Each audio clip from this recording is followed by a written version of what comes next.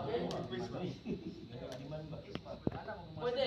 Pag ganitong discharge, kung magaling kayo sa panlinlang ng tao, mga boys, maayon sila sa magigilad. Okay? So, pag yan ha, example, hold upper. So, sir, Balik. so, pag yan ang discharge, malabo na yan. Bali ba na? Yan. Dahil, pwede mo, waka. So, pag yan dapat makuha mo yung attention niya, ilagay mo, i-direct mo sa ibang bagay o sa ibang tao. Yan. Balik. Pwede mo i-itsa dito. So, pag itsa, ang focus ay isa dito. Then, pwede ka mag-disarm.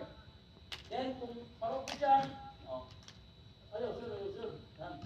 Kahit gano'ng mahigpit yan, kunin mo yung attention niya, ibaling mo sa ibang bagay. Ay, sir, yan. Then, pwede mo siyang take down. Okay? Ayaw mo ang attempt mag-disarm na 100% siyang focus nasa baril.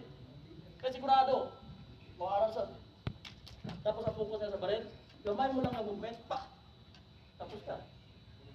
So pag hindi mo kaya, alam mo sa sarili mo na hindi mo kaya i-disarm, yung bagay na hawak niya, isuko mo na lang yung hinihingi niya. Bagay lang yan, kita natin yan sa parang araw.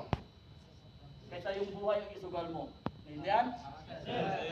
Ayaw mo o engage pagkabalo mo nga, hindi nyo kayang manalo.